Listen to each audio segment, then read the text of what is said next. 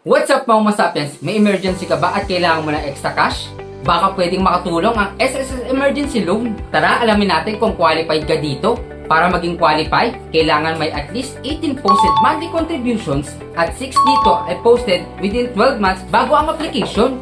Dapat under 65 years old ay dapat meron ka ng Philippine home address sa inyong SSS records. Kailangan din wala ka pang past due, short term or emergency loan.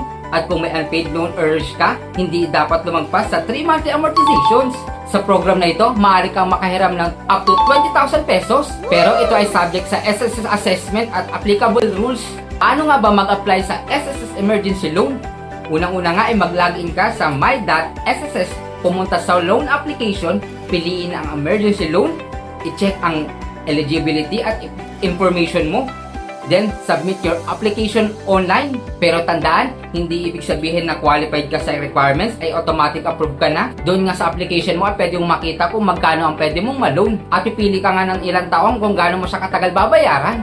At paalala lang rin, dapat meron kang SS disbursement account dahil doon papasok yung loan application mo.